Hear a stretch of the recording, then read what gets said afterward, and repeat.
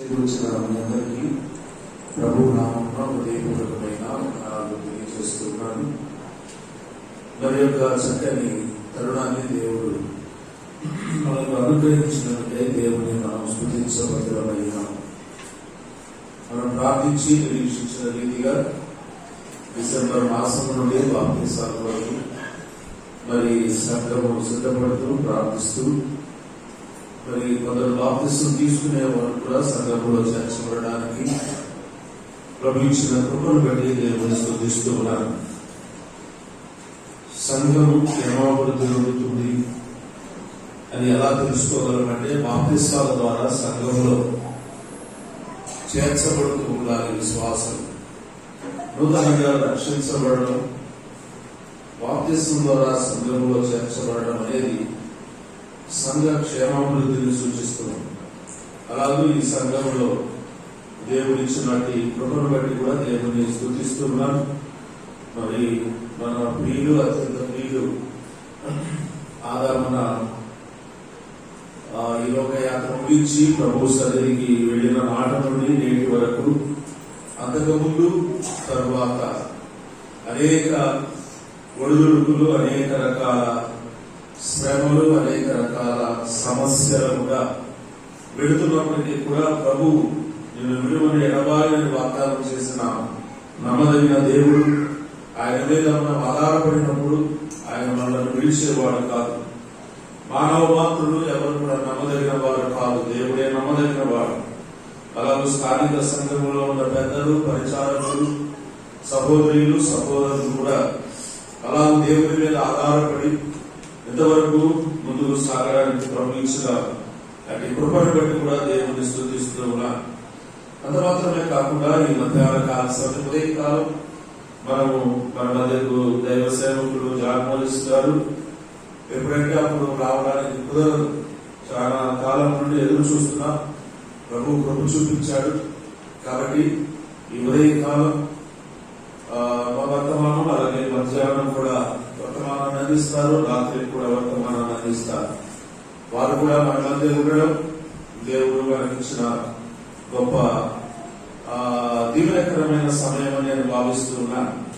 మంచిది. ఈ సమయంలో ముందుగా 10 నిమిషాలు వారు సుధాకర్ ఇందాక చెప్పాడు 260 కిలోమీటర్లని కొంత అలసటగా ఉంటుంది కాబట్టి వారి సేద తీర్చుకోవడానికి కొంత సమయం ముందు మార్గం సరళం చేయడానికి, మిమ్మల్ని సిద్ధపరచడానికి కొంత సమయం ముందు దేవుని వాక్యాన్ని మనం 10 నిమిషాలు మనం ధ్యానం చేస్తున్నారు.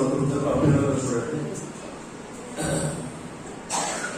మనము తర్వాత దైవజనుల ద్వారా అనుభవం కలిగిన పెద్దలు, అనుభవం కలిగిన వారు, వారి ద్వారా మనము దేవుని వాక్యాన్ని విందాం.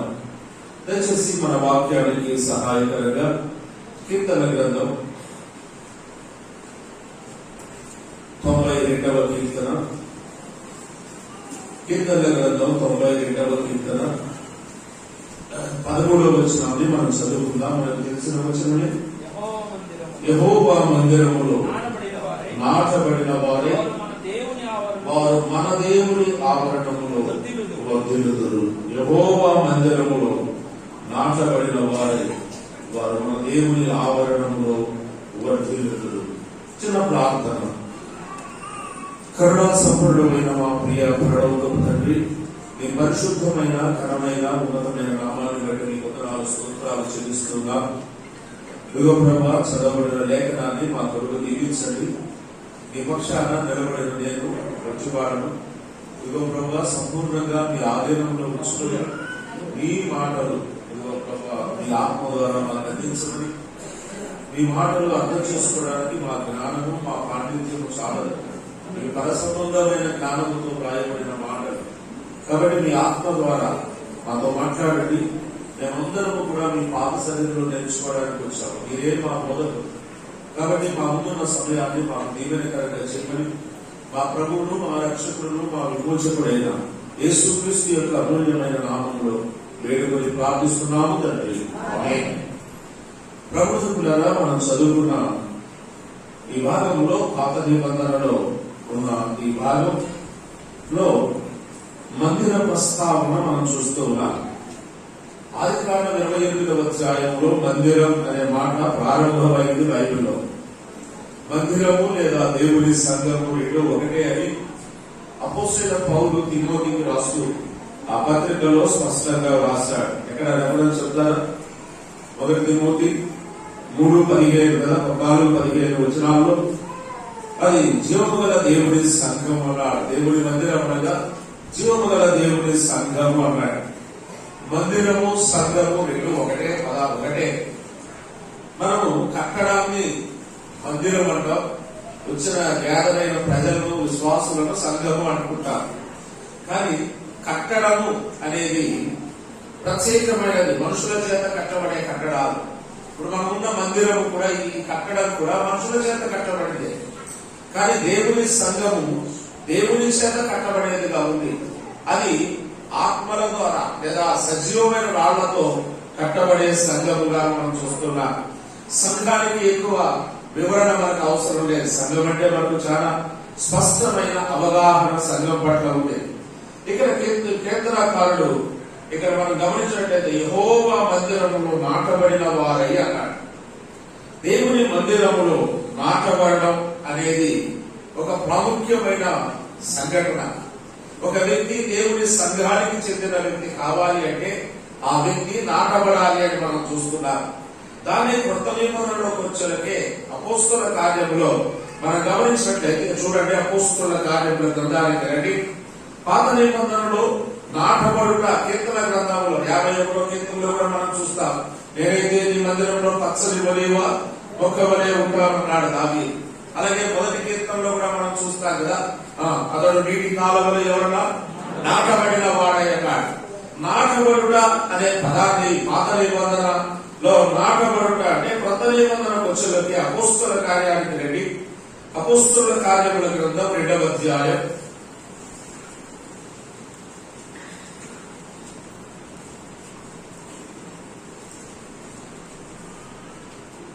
2వ అధ్యాయం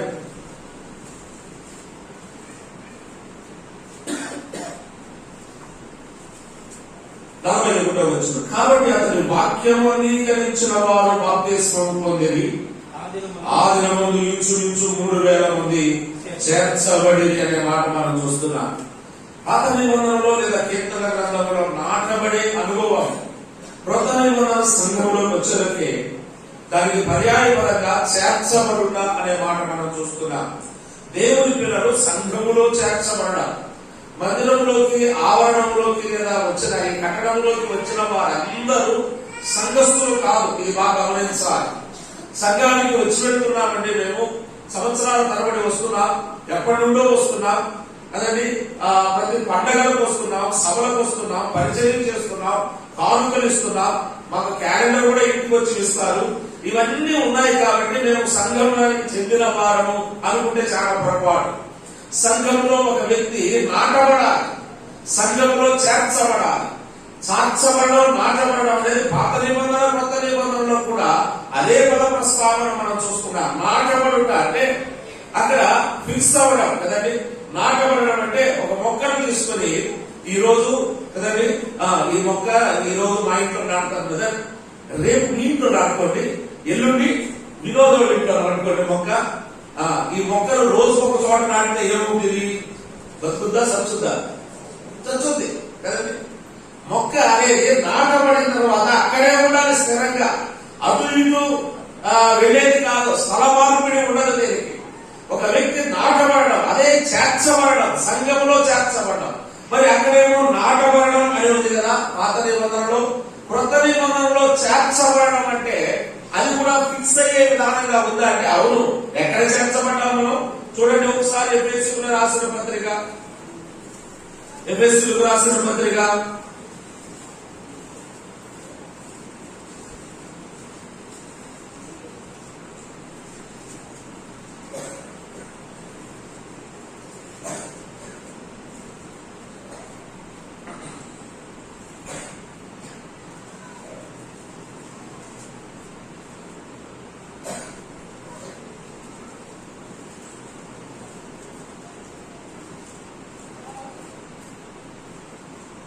1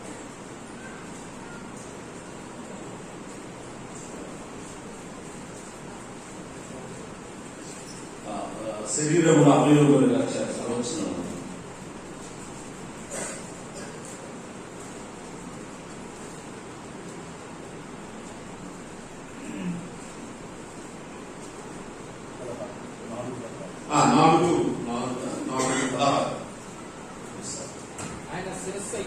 ఆయన శిరస్సు అయి ఉన్నాడు. ఆయన నుండే సర్వ శరీరము చక్కగా అమర్చబడి ఉన్నది. పరిమాణము చొప్పున పని చేయుచుండగా కీలు వలన కలిగిన బలము చేత అతుకబడి అనే మాట చూడండి. ఇక్కడ అతుకబడి, నాటబడడం అంటే, చేర్చబడడం అంటే, ఇక్కడ ఆయన శరీరంలో మనలను అవయవములుగా మాట్లాడారు. ఆయన అతుకబడ్డారు ఆయన శరీరంలోకి. కాబట్టి సంఘానికి మనకు ఎడబాటు ఉండదు. యేసుక్రీస్తు సంఘంలో చేర్చబడే వ్యక్తి ఎలా చేర్చబడాలి? ఇందాక మనం చదువుకున్నాం కదా, 2:41 చదవండి. అపోస్తుల కార్యముల గ్రంథం, అక్కడ చాలా స్పష్టమైన వివరణ ఉంది. మధ్యాహ్న కాలంలో 10 మంది బాప్తిస్మాలు తీసుకొని సంఘంలో చేర్చబడుతున్నారు. కాబట్టి ఆ మాట మనకు ప్రయోజనకరంగా ఉంటుంది. కాబట్టి అతని వాక్యం అంగీకరించిన వారు కదండి. ఎవరు? వాక్యము అంగీకరించిన వారు. వాక్యం అంటే ఎవరు? ఆ వాక్యము శరీరధారి అయి కృపా సత్య సంపూర్ణుడుగా మన మధ్య, అనగా యేసుక్రీస్తు యందు విశ్వాసం ఉంచిన వారు, ఆయన అంగీకరించిన వారు. యేసుక్రీస్తు ఈ లోకంలో జన్మించాడని అంగీకరించాలని కాదు ప్రియులారా, యేసుక్రీస్తు ఈ లోకంలో నా కొరకు జన్మించాడు. ఆయన నా పాపముల కొరకై కలువరి శిలువలో మరణించాడు. నాకు రావాల్సిన శిక్ష యావత్తు ఆయన భరించి ఆయన రక్తము ద్వారా నన్ను కొన్నాడు. అదే కదా అపోస్తల కార్యం 20:28 మనం గమనించినట్లయితే, దేవుడు తన స్వరక్తం ఇచ్చి సంపాదించాడు నన్ను. ఆయన తన అమూల్యమైన రక్తాన్ని కలువరి శిలువలో ధారపోసి ఆ రక్తం ద్వారా నన్ను కొని ఆయన సొత్తుగా చేసుకున్నాడు. ఆయన సొత్తుగా చేసుకొని ఆయన ఎక్కడికి తీసుకెళ్ళాడు? ఆయన శరీరంలో నన్ను నాటాడు అనే అనుభవం, అది నమ్మాలి. అందుకే ఇక్కడ వాక్యము అంగీకరించిన వారు అంటే ఊరు కొంచెం మందిరానికి వచ్చి వాక్యం వినిపోయేవాడు సంగతి కాదు. వాక్యము అంగీకరించడం అంటే ఆ వాక్యమై ఉన్న క్రీస్తుడు ఆయన ఈ లోకానికి వచ్చాడు, నా కొరకు మరణించాడు, నా పాపంలో కొరకు ఆయన మరణించాడు, నా కొరకు రక్తం కార్చాడు. ఎవరైతే ఆయన ఎందుకు విశ్వాసం ఉంచుతారో అంగీకరించిన వారు బాప్తిస్మం పొందిరి. ఎవరు బాప్తిస్మం పొందాలి అంటే కదండి, పెళ్లి పెట్టుకున్నామండి మా అమ్మాయికి బాప్తిస్మం ఇవ్వండి అనేవాళ్ళు ఉన్నారు. ఇప్పుడే ఒక సహోదరుని గురించి అడిగారు, అన్నా బాప్తిస్మం అడుగుతున్నారు, అలాంటి ఊరు నుంచి వచ్చారు, మనం ఇవ్వచ్చా అంటే మన క్లారిటీ రావాల్సింది ఏంటి? వాక్యమును అంగీకరించారా? యేసుక్రీస్తు యందు విశ్వాసం ఉంచారా? యేసుక్రీస్తు యందు పాప క్షమాపణ పాలుమనస్సు పొందిన అనుభవం కలిగి ఉన్నారా అని అడిగారు. ఖచ్చితంగా అలాంటి అనుభవం కలిగి ఉన్నారా సహోదరి అన్నప్పుడు నిస్సందేహంగా మనం బాప్తిస్మం ఇవ్వవచ్చు. ఆ సాక్ష్యం ఉంటే వాక్యమును అంగీకరించిన వారు బాప్తిస్మం పొందేది. బాప్తిస్మం అనేది ఏదో సభ్యత్వం కోసం తీసుకునేది కాదండి. సంఘంలో మనం కూడా ఒకసారి విజయవాడ విల్సన్ గారు నేను తణుకులో సంఘానికి వెళ్ళా, మీటింగ్స్ జరిగాయి. బాప్తిస్మం తీసుకున్న తర్వాత ఎప్పటి నుండో సంఘ పెద్దలు అతన్ని ఏదో మాట్లాడుతూ ఉంటే అతన్ని నువ్వు గమనుడు, నువ్వు బాప్తిస్మం లేదు, ఏం లేదు నీకు, నువ్వేంటి సంఘంలో మాట్లాడేది అని అంటున్నారట ఎవరొస్తుంది. ఇక అందుకని ఇక లాభం లేదు, నేను బాప్తిస్మం తీసుకోవాలని నిర్ణయించుకున్నాడు. నిర్ణయించుకొని వాళ్ళ దగ్గర బాప్తిస్మం తీసుకున్నాడు. బాప్తిస్మం తీసుకున్న గంటలోనే తగాల. ఏంటంటే ఇక మాట్లాడండి, ఇప్పుడు చెప్పండి, మొన్నటి దాకా నేను ఏది మాట్లాడినా ఏమన్నారు మీరు? నువ్వు బాప్తిస్మం తీసుకున్న సంఘంలోనే చేర్చబడలేదు, మీ మీద సమాధానం చెప్పేదేంద్రా అన్నారు పెద్దలు. ఇప్పుడు చెప్పండి అంటారు. బాప్తిస్మం తీసుకున్న గంట ఇక తల కూడా ఆగలేదు, అప్పుడే తగాలు పెట్టుకున్నాడు. ఇప్పుడు చెప్పండి, అతను ఎందుకు చేర్చబడ్డా? అతను నిజంగా చేర్చబడ్డట్టు, మునిగినంత మాత్రాన్ని చేర్చబడ్డట్టు కూడా కాదు. నువ్వు తీసుకునే ఉద్దేశం, నీవు సంఘంలో చేర్చబడి వాక్యమును అంగీకరించి బాప్తిస్మం పొంది ఆ దిన ముందు ఇంచుమించు 3000 మంది చేర్చబడ్డారు అనే మాట మనం చూస్తున్నాం. సంఘంలో చేర్చబడాలి. సంఘంలో చేర్చబడిన తర్వాత సంఘం యొక్క విధానం ఏంటో మనకు అర్థం కావాలి. చేర్చబడిన తర్వాత మన విధానాన్ని సంఘంలో పాటించడానికి లేదు, మన విధానాన్ని సంఘంలో ఇంప్లిమెంట్ చేయడానికి లేదు. నేను సంఘంలో చేర్చబడ్డాను కాబట్టి నా ఇష్టం అనడానికి లేదు. దేవుని వాక్యం ఉంది. ఏ వాక్యాన్ని అయితే మనం అంగీకరించామో ఆ వాక్యాన్ని ఆధారం చేసుకుని సంఘంలో మనం జీవించబోతున్నాం. మన ఇష్టం వచ్చినట్టుగా లేదా ఇతరుల సలహా మేరకు మనం సంఘంలో ప్రవర్తించడం ఇది మంచి పద్ధతి కాదు. అందుకే కదా తిమోతి పౌలు రాసింది, జీవముగల దేవుని సంఘంలో జనులు ఎవరు ప్రవర్తించాలో అది తెలుసుకోవాలి. దేవుని సంఘంలో మనం ఎలా ప్రవర్తించాలి అంటే, మనం ప్రవర్తించాలి అంటే ముందు సంఘం అంటే ఏంటో తెలిస్తే కదా మన ప్రవర్తన బాగుండేది కదండి. ఇప్పుడు మనం తీసుకెళ్లి ఒక బోర్డులో పెట్టారనుకోండి, ఆ బోర్డులో సింహం ఉంటే ఒక రకంగా ప్రవర్తిస్తాం, గొర్రె ఉంటే ఇంకొక రకంగా ప్రవర్తిస్తాం కదండి. మనం తీసుకెళ్లి గొప్ప ఒక బోర్డులో పెట్టారనుకోండి, ఇంటికి చూడగానే సింహం ఉందనుకోండి, చేస్తావా కదులుతాం, అసలు అక్కడి నుంచి ఊపిరి తీసుకోవడానికి కూడా భయపడతాం, గడగడ ఉడికిపోతాం. అదే ఒక గొర్రె పిల్ల ఉందనుకోండి, ఎక్కడుంది మన ప్రవర్తన. కాబట్టి సంఘం అంటే ఏంటో అర్థమైతే ఆ ప్రత్యేకంగా సంఘంలో ఎలాగో ప్రవర్తించాలో మనం చెప్పాల్సిన అవసరం లేదు. సంఘం యొక్క విలువేంటో మనకు అర్థమైతే సంఘంలో ఎలా ఉండాలో ఆటోమేటిక్ గా మనం నేర్చుకుంటాం. ముందు సంఘంలో ఎలా ఏంటి, సంఘం అంటే ఏంటి ఒక మాట చూద్దాం. చూడండి దానికి సహాయకరంగా పేతురు రాసిన పత్రిక 2వ అధ్యాయం 19వ వచనంలో, ఎవడైనాను అన్యాయముగా శ్రమ పొందుతూ దేవుని గురించిన మనస్సాక్షి కలిగి సహించిన అది హితమగును.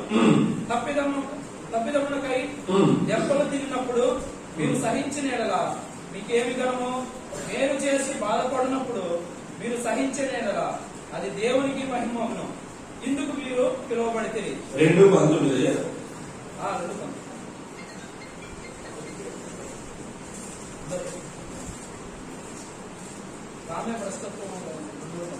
ఎఫెసీ 2:19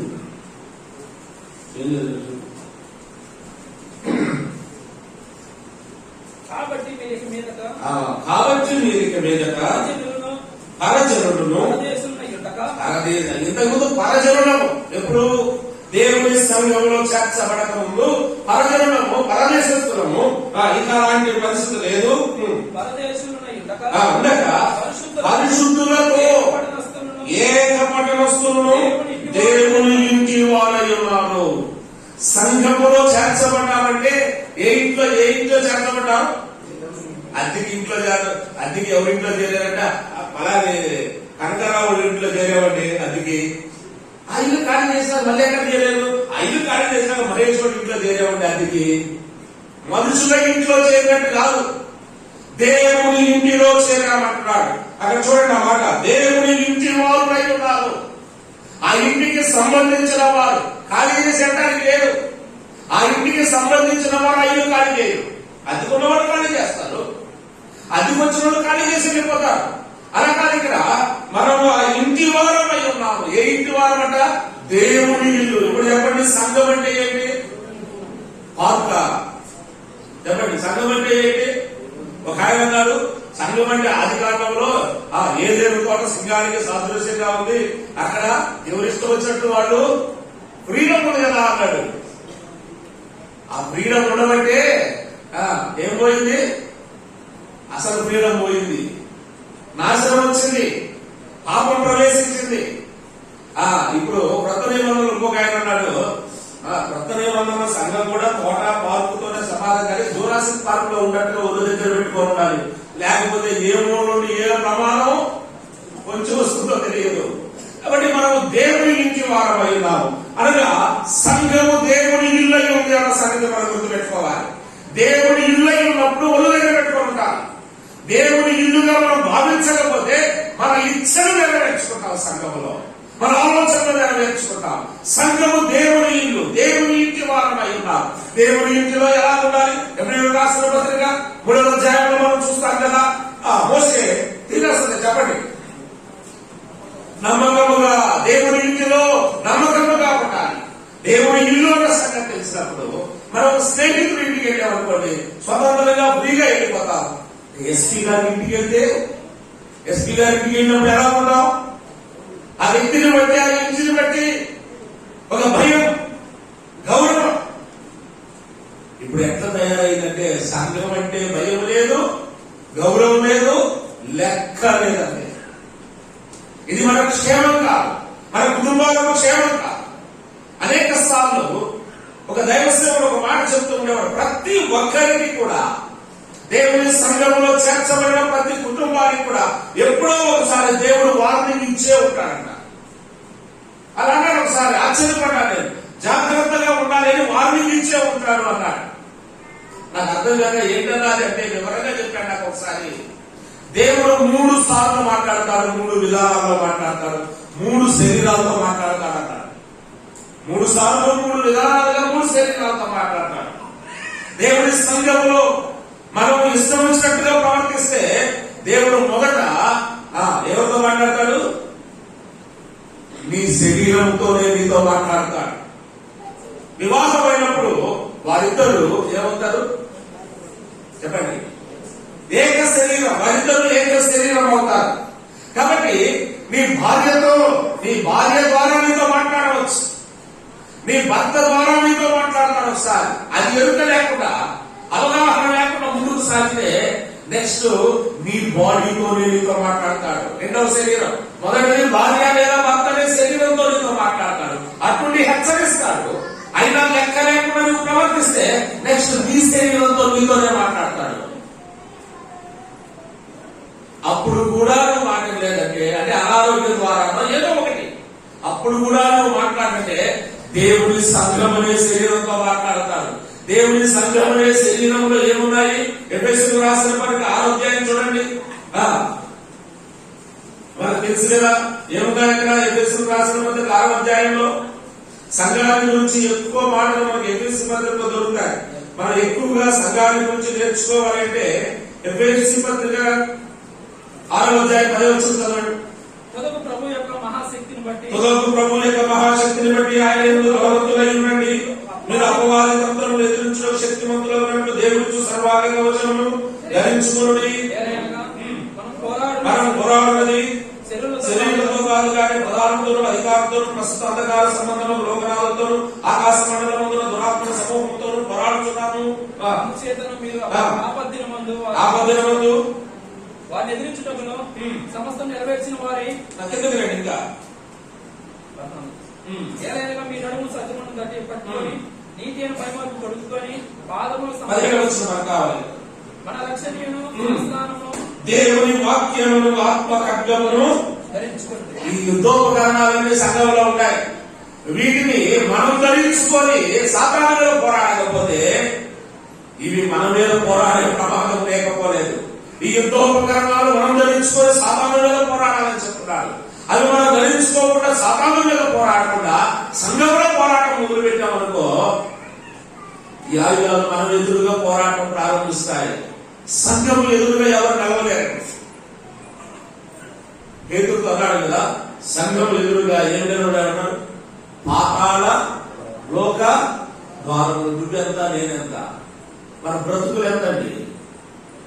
కాబట్టి దేవుని మందిరం మన సంగతి మనం మర్చిపోవద్దు. అంత మాత్రమే కాదు, దేవుని సంఘంలో దేవునికి మహిమ కలగాలి, దేవునికి ఘనత ఉండాలి. దేవునికి మహిమ ఘనత సంఘంలో ఉండాలి. అంటే ఆ పాట మేము ఫస్ట్ పాడతామండి. ఏ పాట? స్తుతియు మహిమ ఘనత నీకే. ఎత్తినేసారి మేము పాడేస్తాము. పాట పాడితే రాదండి. స్తుతియు మహిమ ఘనత నీకే అంటే దేవునికి మహిమ.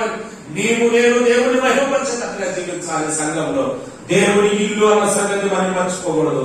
దేవుడిని గణపరచడానికే సంఘాన్ని ముందే దేవుడు ఏర్పాటు చేశాడు.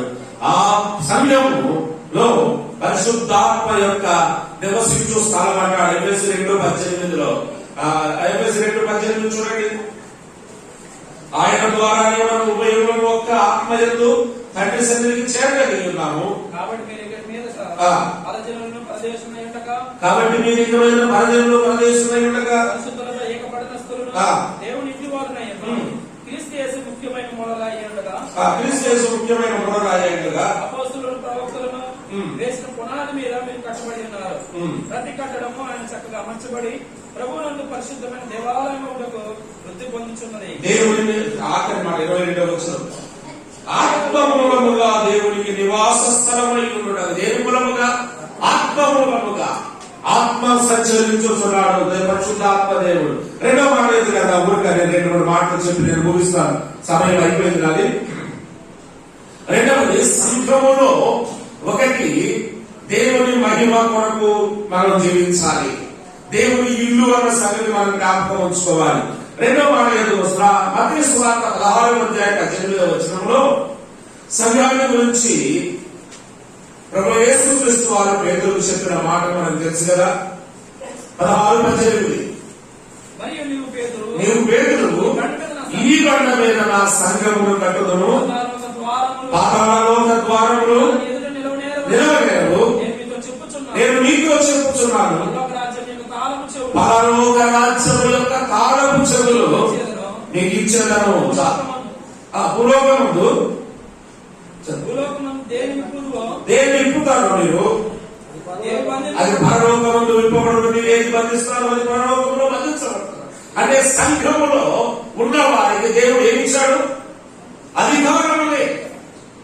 సంఘములో సంఘాన్ని నడిపించేవారు, సంఘ పెద్దలకు అధికారాన్ని ఇచ్చాడు దేవుడు.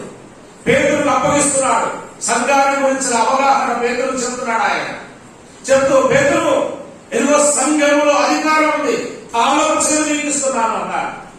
అంటే అధికారాన్ని ఇస్తున్నాను అన్నాడు. ఆ అధికారం దేని కొరకు?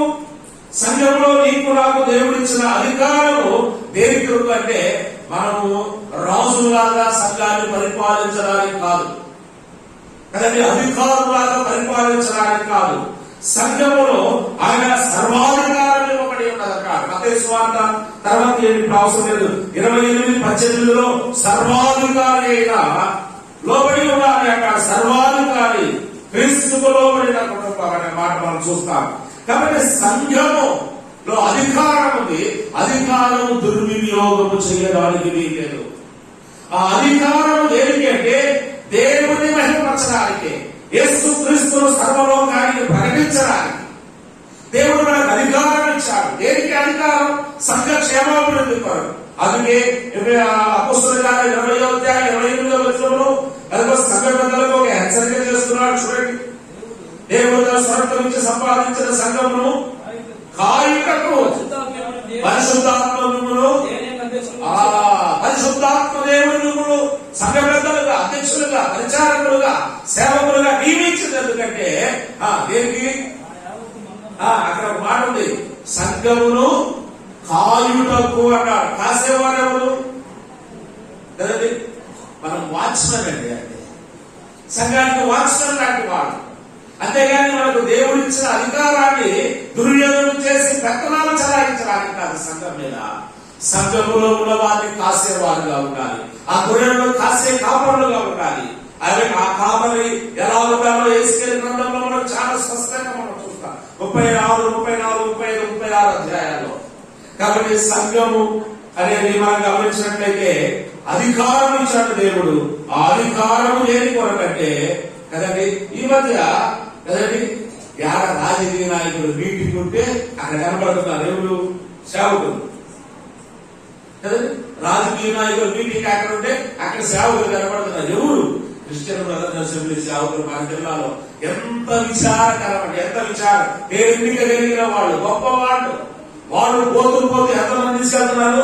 చుట్టుపక్కల ఉన్న సేవకులు మొత్తాన్ని తీసుకెళ్లి ఎంపీలు కాడ, ఎమ్మెల్యేలు కాడ తాకట్టు పెడుతున్నారు. అలాంటి వాళ్ళు ఏమన్నా చెప్పండి, సంఘం దేవుడికి అధికారం ఇచ్చింది ఇంకొక చోట తాకట్టు పెట్టడానికి కాదు. పరిశుద్ధాత్మ పనిచేస్తున్న సంఘంలో మనం ఉన్నాం, దేవుని సంఘంలో మనం ఉన్నాం. కాబట్టి అనేక సార్లు మనకు అధికారాలు ఉన్నాయని చెప్పి మనం ఇష్టం వచ్చినట్టుగా నడిపించడానికి వీలేదు. ఏ ప్రకారం నడిపించాలి? వాక్యాన్ని ఆధారం చేసుకుని మనం నడిపించే వారిగా ఉండాలి.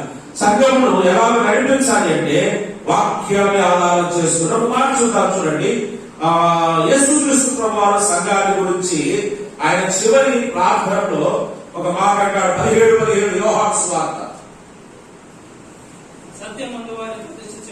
యోహాను సువార్త 17:17 సంఘముల గురించి ఆయన తండ్రికి మొరపెడుతున్న ప్రార్థన కనబడుతుంది అక్కడ.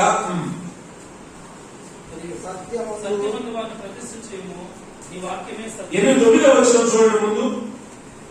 నేను వారి కొరకు ప్రార్థన నేను వారి కొరకు ప్రార్థన చేయించున్నాను అన్నాడు. ఎవరి కొరకు?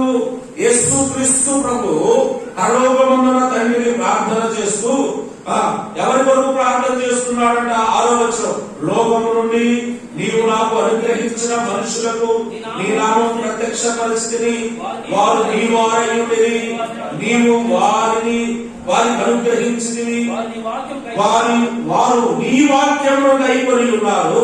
నీవు నాకు అనుగ్రహించిన మాటలు నేను వారికి ఇచ్చి ఉన్నాను. వారు ఆ మాటలను అంగీకరించి నమ్మిని కనుక నీవు నాకు అనుగ్రహించి ఉన్న నీవనే కలిగినవని వారి ఇప్పుడు ఎరిగి ఉన్నారు. నేను వారి కొరకు ప్రార్థన చేయించున్నాను, లోకము కొరకు ప్రార్థన చేయలేదు.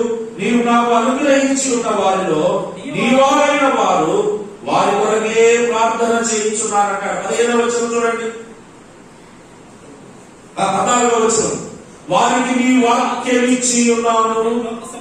ఈ నేను లోక సంబంధిని కానట్టు వారు లోక సంబంధులు కాదు కనుక లోకము వారిని ద్వేషించిన నీవు లోకంలో ఉండి వారిని తీసుకొని పోమని నేను ప్రార్థించలేదు, కానీ దుష్టుని నుండి వారిని కాపాడమని ప్రార్థించుచున్నాను. దుష్టుని వారిలో పడతారేమో, వారి లోకం నుండి వేరే కాదు. వేరే వెంటనే దుష్టుడు ఏం చేస్తాడు? మరలా చేయించుకోవాలని ప్రయత్నం చేస్తాడు కదా, ఎండబడుతున్నాడు. ఆ దుష్టుని వారిలో వాళ్ళు పడకుండా వారిని ప్రార్థన చేయించున్నాను అన్నాడు. ఆ తర్వాత 21వ వచనం చూడండి, మరియు నేను మమ్మిని లోకమున ఉన్నట్లు నా యందు నీవు నీ యందు నేను ఉండలాగున వారు మన యందు ఏకమై ఉండవని వారి కొరకు మాత్రం నేను ప్రార్థన చేయలేదు. వారి వాక్యము వలన నా కొరకు విశ్వాసం ఉంచు వారందరూ ఏకమై ఉండవలను. వాక్యము అనే మాట కదండి. వాక్యము ఏకమయ్యుట, ఐక్యత వాక్యము ద్వారా కలిగేది. అదే ఆత్మ కలిగించు ఐక్యత అని మనం చూస్తాం. కాబట్టి దేవుని సంఘములో ఉన్న మనము దేవుని మహిమపరిచే వారంగా ఉండాలి. రెండవది, దేవుని సంఘంలో ఉన్న మనము ఎలా ఉండాలి? రెండవ మాట చెప్తున్నాను, ఎలా ఉండాలి? దేవుని సంఘంలో ఉన్న మనము మనకు దేవుడిచ్చిన అధికారాన్ని అది మనము ఉపయోగించాలి కదండి. 16 మార్క్స్ వార్తలు ఏం చెప్పాడు? మీరు సర్వలోకానికి వెళ్ళి సర్వ సృష్టికి వచ్చినంతా చెప్పాడు. మీరు సర్వలోకానికి వెళ్ళి సర్వ సృష్టికి సువార్త ప్రకటించండి. చెప్పండి. నమ్మిన వారికి, రక్షించబడిన వారికి తీసేదా? నేను తీయలేదు, నేను తీసేదా?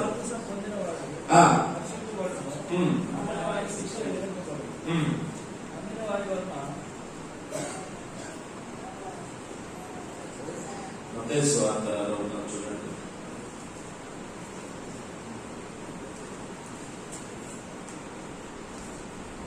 సర్వలోకమునకు వెళ్ళి సర్వ సృష్టికి సువార్తను ప్రకటించి నమ్మి బాప్తిసం పొందినవాడు రక్షింపబడును, నమ్మని వారికి శిక్ష విధింపబడును. నమ్మిన వారి వలన ఈ సూచక క్రియలు కనబడును.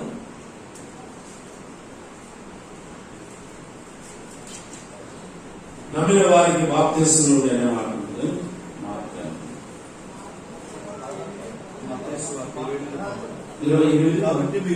కాబట్టి మీరు వెళ్ళి సమస్త జనులను శిష్యులుగా చేయండి. తండ్రి యొక్కయు కుమారుని యొక్కయు పరిశుద్ధాత్మ యొక్కయు నామములోనికి వారికి బాప్తిసం ఇచ్చుచు. ఎవరివ్వాలండి? బాప్తిసం ఇచ్చే అధికారం కూడా ఎవరికి ఇచ్చాడు? చెప్పండి. సువార్త ప్రకటించే వారికి, సర్వలోకానికి వెళ్లి సువార్త ప్రకటించే వారికి ఏం అధికారం ఉంది? బాప్తిసం ఇచ్చే అధికారం ఉంది. ఆ అధికారాన్ని ఇచ్చాడు, బాప్తిసం ఇచ్చేది. రెండవది, నమ్మని వారికి శిక్ష విధించబడదు. కాబట్టి దేవుని సంఘంలో మనం బాప్తిసము ద్వారా చేర్చబడుతున్నాం. చేర్చబడిన తర్వాత దేవుని ఇంటిలో మనం చేరామన్న సంగతి. దేవుని ఇంటిలో మనం ఐక్యత కలిగి చాలా ఉన్నాయి కానీ నేను చెప్పడం లేదు, ముగిస్తున్నాను. దేవుని మహిమ కొరకు మనం జీవించాలి. దేవుని ఇచ్చిన అధికారం, దేవుని రాజ్య వ్యాప్తి కొరకు దాన్ని వాడాలి. అనేకుల రక్షణార్థం వాడాలి. మరి ఇంకొక మాట అంటాడు, సంఘం యొక్క సౌందర్యము ఆత్మ కలిగించు ఐక్యతే కదండి. సంఘం సౌందర్యంగా ఉందండి అంటే దాని అర్థం ఏంటి? అబ్బా మంచి టైల్స్ వేశారు కదండి, కలర్స్ వేశారు, బాగానే ముందు ఎక్స్చేంజ్ చేశారు, సంఘం బాగా సౌందర్యంగా ఉంది అంటే అది నిజమైన సౌందర్యం. కట్టడాన్ని బట్టి వచ్చే సౌందర్యం కాదు పిల్లారా. ఇక్కడ సంఘం గురించి సౌందర్యం అంటే ఏంటంటే ఆత్మ కలిగించు ఐక్యత. పాత నిబంధనలో 133 అంటాడు కదా, ఏంటి 133 సహోదరులు ఐక్యత కలిగి నివసించుట ఎంత మేలు ఎంత మనోహరం. ఒకసారి ఇస్తారా? వచ్చి నేను ముగిస్తాను. సహోదరులు ఐక్యత కలిగి నివసించుట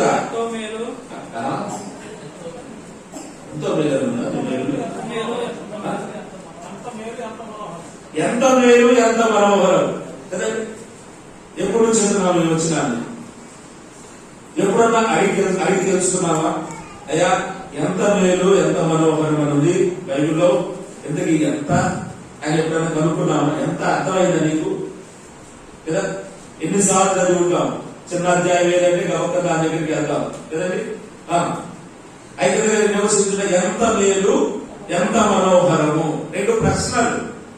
ఎంత మేలు అర్థమైందా? సంఘముతో ఐక్యత కలిగి నాటబడిన అనుభవం కలిగి ఉండడము. 2 ఏమన్నాడు? అది మేలు మనోహరం అన్నాడు. అక్కడ ప్రశ్న సంధించాడు. ఎంత మేలు ఎంత మనోహరము. అర్థమైందని నేను అడుగుతున్నాను. ప్రశ్నార్థకం అనుకోండి దాన్ని ఒకసారి. ఎంత మేలో ఎంత మనోహరమో సంఘంలో నీవు ఐక్యత కలిగి నీవు నీ కుటుంబం మీ బిడ్డలు సంఘం యొక్క విధానములో సంఘ పెద్దల యొక్క ఆధీనములో దేవుడి వాక్యానుసారంగా ఐక్యత కలిగి ఉంటే ఎంత మేలు ఎంత మనోహరం ఎవరికి మేలు ఎవరికి అజార్థమైనప్పుడు కదండి. అక్కడ కొన్ని మాటలు ఉన్నాయి, అవన్నీ మనకు తెలియదు. మనకు అర్థం అవడం కోసం హెర్మోను మనసు అన్నాడు, మనకు అవన్నీ తెలియదు. ఎక్కడ అన్న చెప్తాడు నాకు అర్థం లేదంటే అక్కడ 3 మాటలు ఉన్నాయి. అక్కడ సహోదరులు ఐక్యత కలిగి నివసించుట ఎంత మేలు ఎంత మనోహరము. ఆ కింద 2-3 వచ్చినాలు మీకు నచ్చిన పదం ఒకటి చెప్పండి, దాంట్లో చూసి చెప్పండి. మనకు బాగా ఇష్టం అది చెప్పండి. ఆశీర్వాదం ఎంత ఇష్టం కాబట్టి చెప్పారు కదండి. ఎంత మేలో ఎంత మనోహరమో నీ గడకు అర్థమైతేనే ఆశీర్వాదం వచ్చేది. అర్థమైందా? ఎందుకంటే మేలెవరికి మనోహరం ఎవరికి? ఇక్కడ సహోదరులు ఐక్యత కలిగి నివసించుట అన్నాడు. అంటే సహోదరులు ఐక్యతగా ఉంటారనే దాని అర్థం. సహోదరుల మధ్య ఐక్యత ఉండదనా? ఫిలిప్పీయులకు రాసిన పత్రిక 4వ అధ్యాయం మనకు తెలుసు కదా. ఎప్పుడు అవసరం లేదండి. అక్కడ 2 సిస్టర్స్ ఉన్నారు మనకు తెలిసిన బాగా సిస్టర్స్. వాళ్ళకి ఐక్యత ఉందా? లేదు.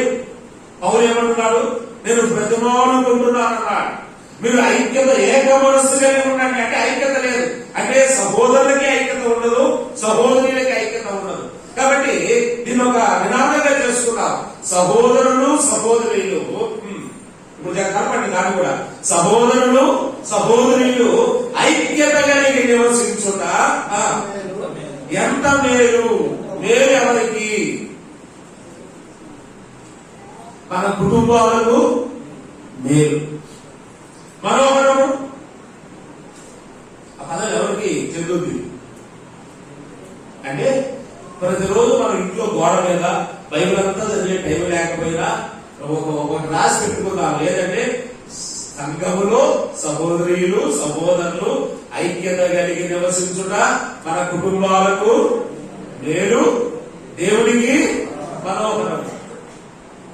లేదా సంఘానికి మేలుకరంగా నీవు జీవిస్తే, దేవుడికి మనోహరంగా నీవు జీవిస్తే ఆశీర్వాదం నీకు. ఆశీర్వాదం రాకపోతే పరిస్థితి. అందుకే కదండి మా అబ్బాయికి ఆశీర్వాదం పేరు పెట్టుకున్నాం. పేరు పెట్టుకుంటే రాదండి. పేర్లు పెట్టుకున్న ఎన్ని రావు. కాబట్టి సంఘము యొక్క ప్రాముఖ్యత, సంఘములో నీ బాధ్యత ఏంటి? సంఘానికి ఒక పని చెప్పాడు ఆయన. ఏం చెప్పాడు? మీరు యూదయ్యా, సమరయ్యా, గలిలయ్యా చెప్పండి. 1:8 మత్తయి సువార్త అపోస్తలుల కార్యం చెప్పండి. ఇయాల దానికి కూడా భూదిగంతముల వరకు ఏమై ఉండమన్నాడు? సాక్ష్యం చెప్పమన్నాడు, సాక్షులుగా ఉండమన్నాడు. ఇప్పుడు సంఘాల్లో పెద్ద గోడ ఏంది? నేను మీ సంఘానికి వస్తే నేను సాక్ష్యం చెప్పగలుగుతారా? అన్నావమ్మా, నువ్వు రావు దేవుడు, నువ్వు చెప్పవద్దు, చెడగొట్టావు. సంఘానికి వస్తే ఏం చెబుతుందా? సాక్ష్యం చెప్తుంది. మీరు ఒక ఛానల్ దాన్ని పెట్టుకొని చూడండి. లేచిన కాబట్టి సాక్ష్యాన్ని దాంట్లో మైక్ ఇస్తారు వాళ్ళకి. నాకు కడుపులో గట్ట ఉంది, ఎక్కడికి వచ్చాను పొద్దునే చేశాను. ఇస్సాక్ గారు మీ మీద లేదు, అక్కడికి ఒక ఇస్సాక్ గారు అంటాడు ఛానల్. నా కడుపులో గట్ట ఉంది, ఇస్సాక్ అయ్య గారి దగ్గరికి వచ్చాను. నేను ఇస్సాక్ అయ్య గారి దగ్గరికి రాగలే, ఆయన ప్రార్థన చేయగలే, గట్ట పోయింది.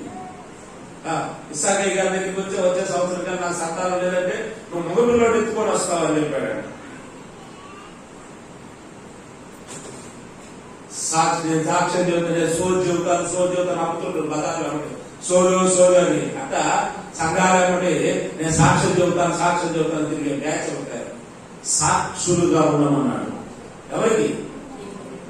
ఆయనకు మనం సాక్షులుగా ఉండాలి. దేవుడు మనకు అప్పగించిన బాధ్యత. కాబట్టి దేవుని సంఘంలో మనం ఎలాగో ప్రవర్తించాలో, ఎలాగో జీవించాలో, ఎలాగో ముందుకు సాగితే మనం ఆశీర్వదించబడతామో, దీవించబడతామో అలాగూ జీవించడానికి ప్రభు కృప మనకు సహాయపడును గాక. ఆమేన్. దేవుని